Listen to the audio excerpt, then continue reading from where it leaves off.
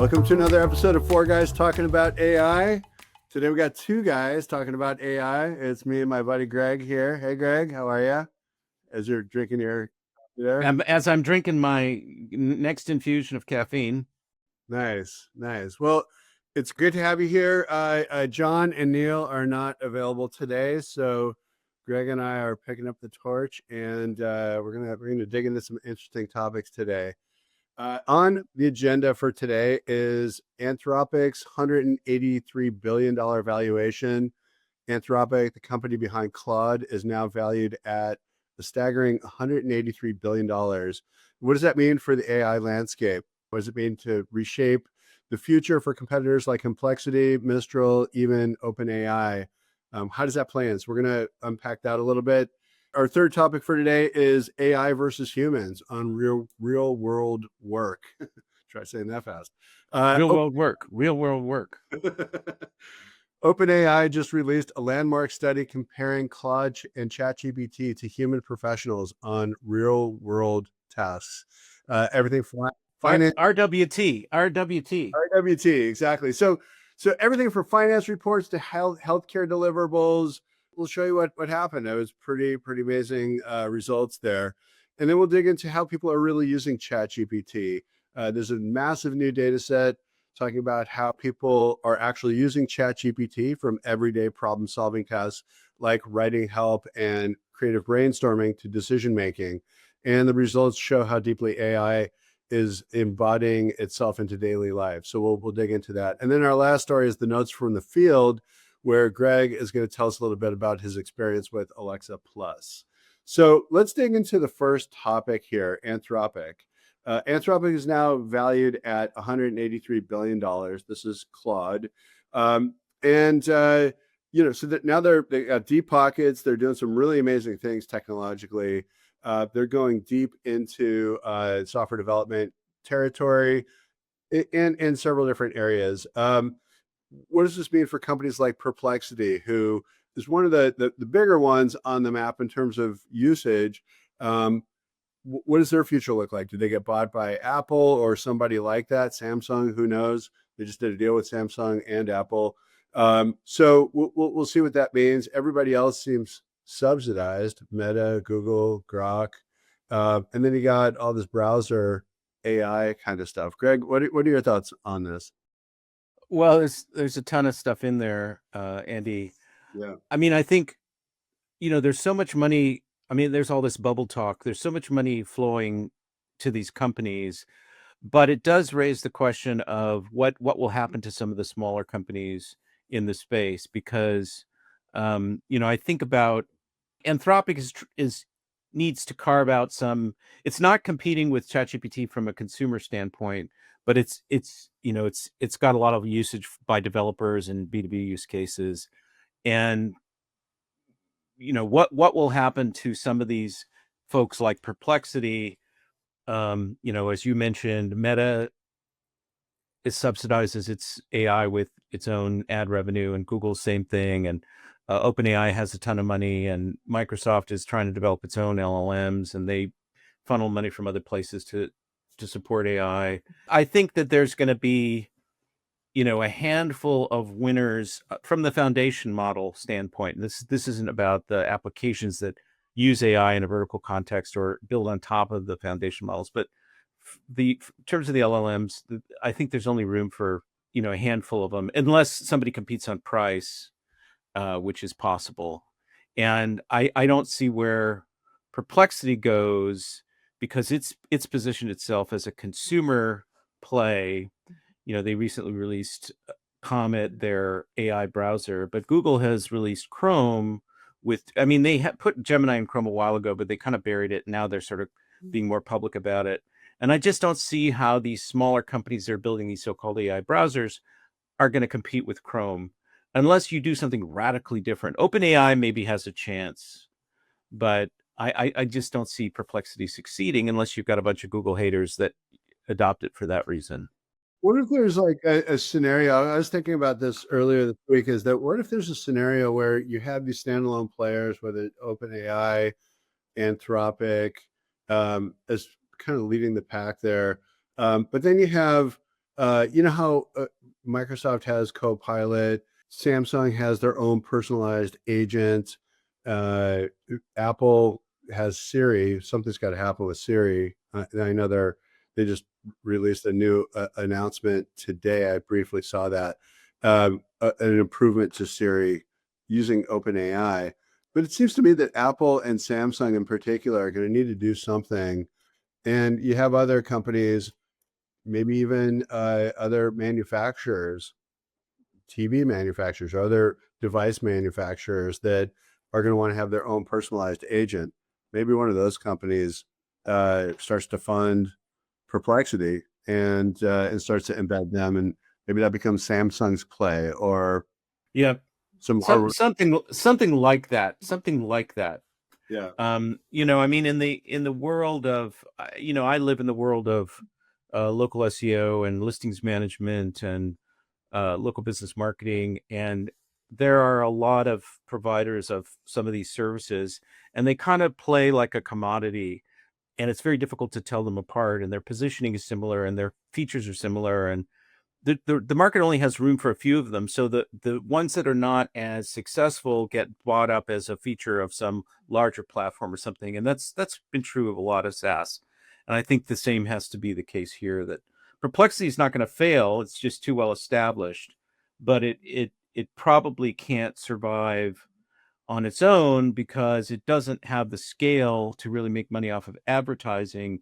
It's not going to get tons and tons of subscriptions, probably, enough. I mean, maybe if its costs are modest, it can do it that way. But I think it needs some sort of exit to a bigger company that can utilize it and yeah. sees it as a strategic tool. And there are interesting things happening in, like, if we turn the cube a little bit, we say, okay, similar kind of paradigm is happening in the engineering space or the software development kind of category, where you have tools like Lovable and VO and Bolt and Cursor, a bunch of these software development tools that are prompt driven, but it creates full blown apps for you. And a lot of players, really fantastic platforms in that space, but it feels like there are similar things, similar dynamics happening in that category as well. And I guess we'll just see who the standout players are in that category. There was the same dynamic with GitHub when GitHub first started, and then they broke out. So Right. be the some be- the the best player doesn't always win. The most elegant or best technology doesn't always win. I mean, there are other forces in the market that can be countervailing, like, uh, brand distribution, visibility, adoption by others. There's a kind of herd mentality often that operates in these yeah, kinds of things. yeah, good Yeah, PR too. All of that right, really helped. Yeah. right. Let's talk a little bit about this story where there's a lot of debate about how AI will change the economy. Will it replace jobs, automate tasks, and create new kinds of work? And there's a new benchmark from OpenAI called GDPval. Takes a completely different approach, and instead of tracking adoption, it measures how well AI performs real economically valuable tasks, the kind of work that people actually get paid to do. And let's talk a little bit about this. You wanna unpack this one? Talk about what happened here. Sure. I mean, there's been a lot of debate and speculation about the degree to which AI will displace humans in different jobs, and there's some evidence that that's been happening at the entry level with a lot of recent college grads struggling to find work, and a lot of speculation about the long-term impact on jobs and the economy. And what ChatGPT did here is that you can probably better explain the testing methodology than I, but they tried to take tasks that humans currently do across 9 industries: real estate, government, manufacturing, professional services, healthcare, finance and insurance, retail, wholesale, trade, and kind of so-called knowledge workers, information services.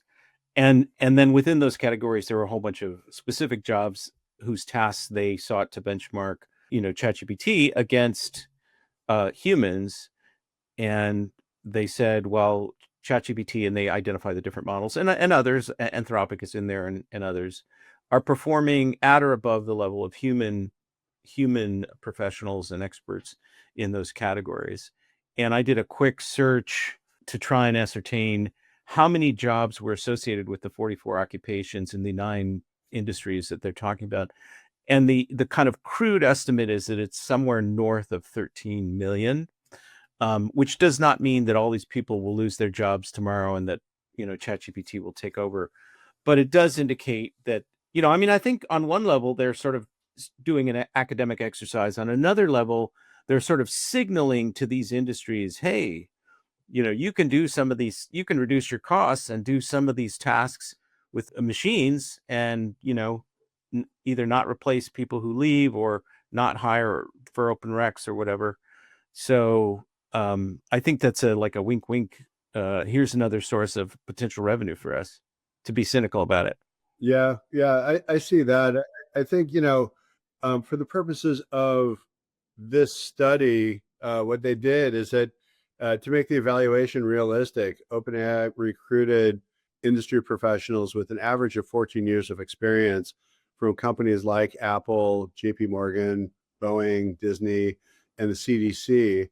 And these people design tasks based on actual deliverables. So, things like creating slide decks or creating financial models or healthcare documentation, customer communications, CAD designs, all these kinds of things. And then they've stood up people doing those tasks against AI doing the tasks. That was the methodology behind it.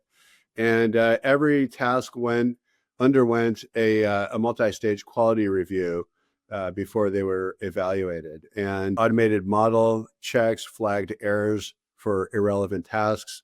Multiple rounds of human expert reviews ensured that tasks were realistic, representative of, the output of what they, wanted it to do. And then there was a head-to-head comparison from there.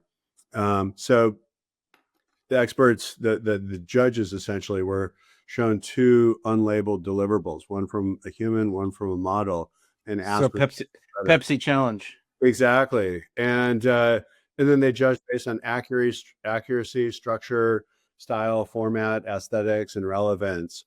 And then they had some grading that was part of this. It achieved 66% agreement with human graders. The OpenAI's, this is their experimental grader that they did. But in terms of performance and output here, the model performance over time, that the frontier models improved roughly linearly with Claude and ChatGPT-5, now matching or exceeding humans in 50% of the tasks. So, that's kind of like, okay, so what happens to the workforce when we're right now, let's say, at 50%? There's a lot of AI slop in there, I'm sure, but when you look at the jobs environment with this kind of lens, and if we're already at 50%, that's I think that's like more than just a tap on the shoulder. I think that should be like an alarm to what systems need to be put in place to be able to, ensure quality. Yeah. ensure quality, and then also, like help people keep their jobs, right? I mean, right. Well, right. The social costs and the social disruption of millions of people losing jobs over time can be pretty serious, which we don't need to get into right now. But anyway, it's interesting at the least, and worrying at otherwise. But I think the incentives in the economy are such that people will be seeking the lower costs. And if you're a public company and you see something like this, you want to study which roles within your organization can be replaced by one of these LLMs. The problem is that you may need to reorganize your whole company to really fully realize the benefits. And a lot of companies, I think, are not fully understanding that, and thus are not getting the full benefits from AI. But that's a separate discussion.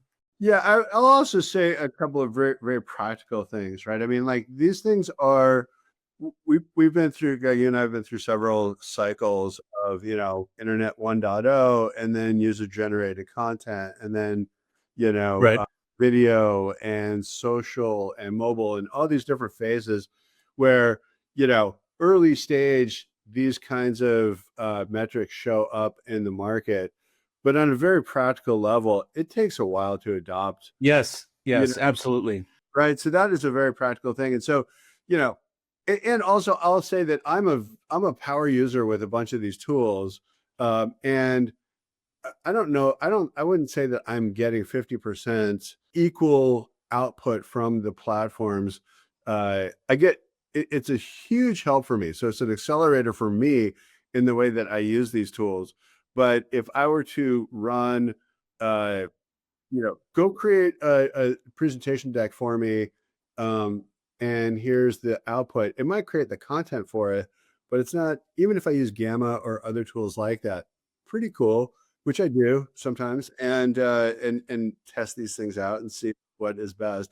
I will say tools like Lovable or like some of the others that I was mentioning, VO, Bold, Cursor.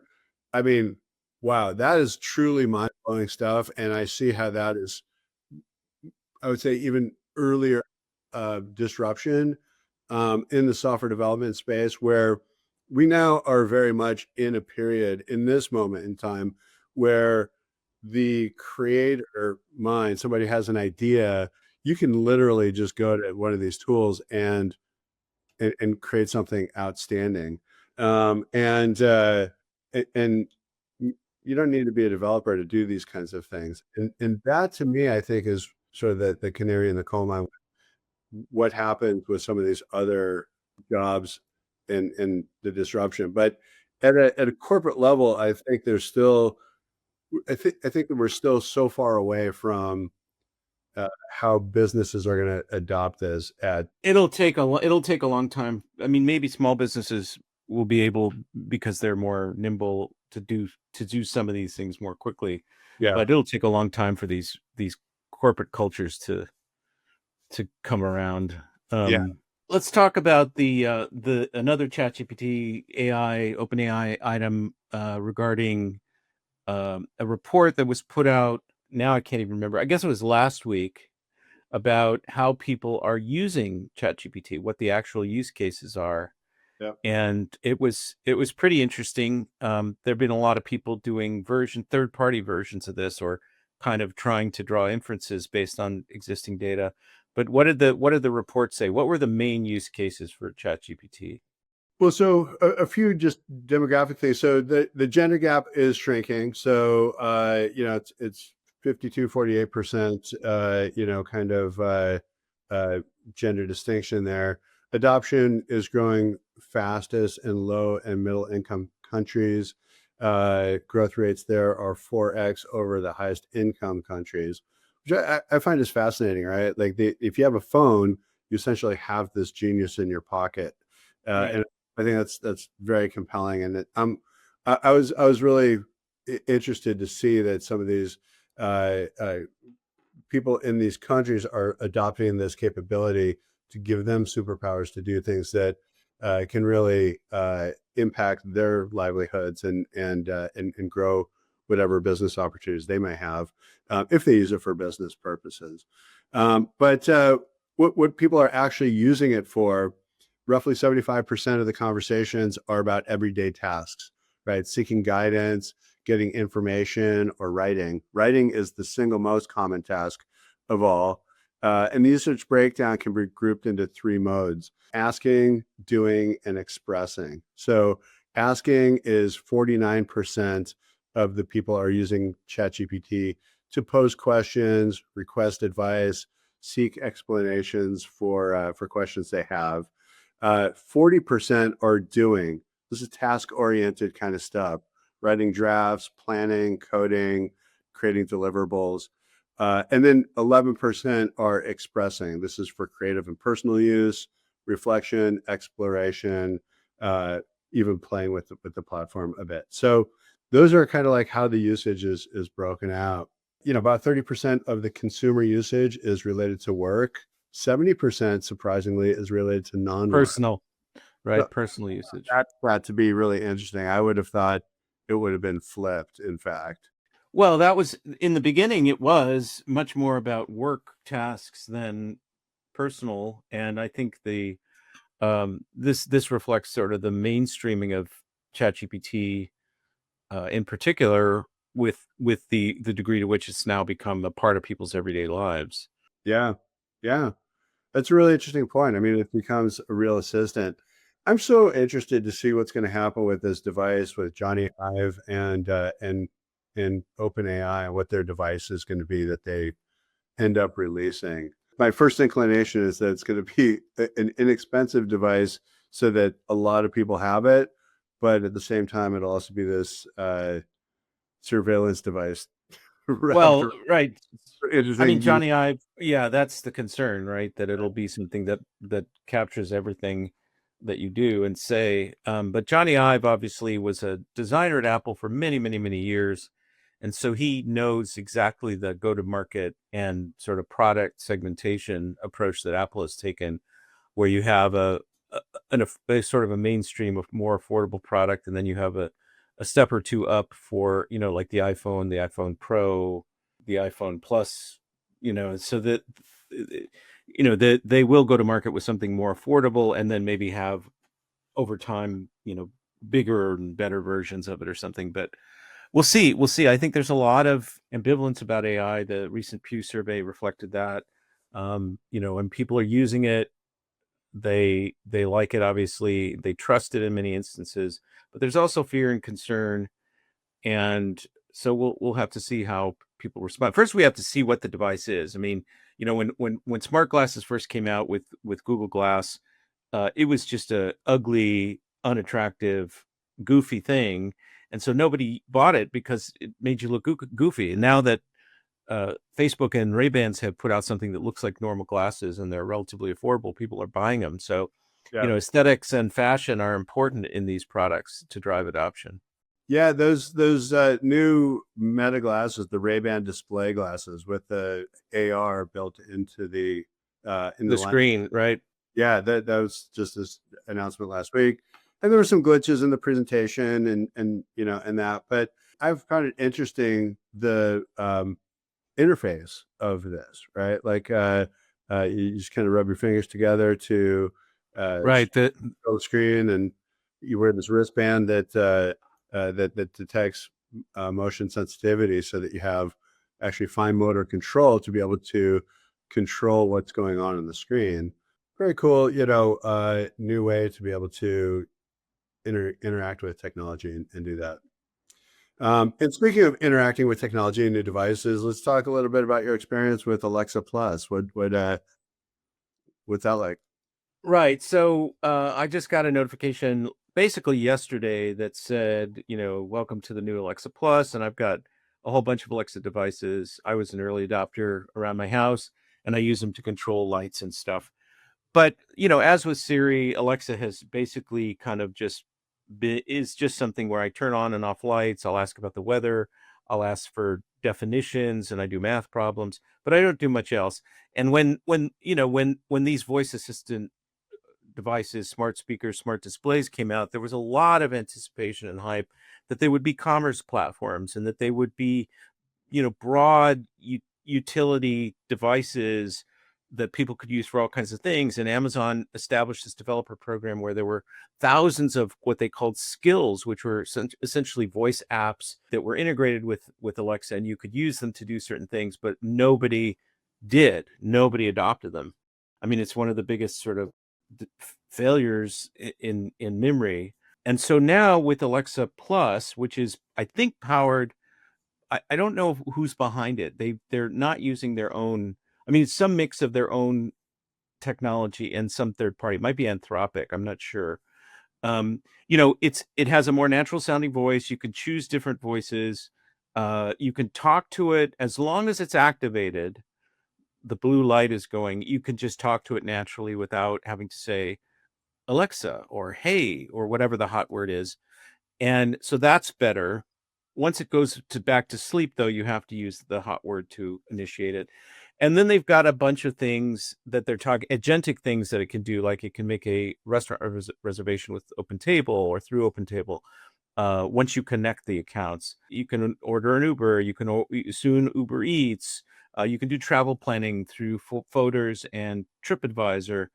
And I asked it, like, where are you getting your, where's your information? You can do kind of, business searches and a bunch, which you could do before, but not to the same degree. And so it's a better user experience overall. It's not better than ChatGPT. It's not as flexible as ChatGPT, but it is much better than what existed before. I said, where are you getting your information? What are you using? And it told me it had access to Google's knowledge graph, but not everything. That its primary search engine was Bing, that it gets you local business information from Yext, Yelp, Facebook, Google, yellowpages.com, Bing Places, Apple Maps, and the Better Business Bureau. Who knows if all of that is true, but this is, this is what it was saying. So, and then they have the Alexa app, which you can use in the same way you might use the ChatGPT app. So it's a big advancement, but it doesn't match, one of the big LLMs in terms of its flexibility. So, they're gonna try and win on ubiquity and integration of these third-party capabilities, I think. Yeah, I have to say that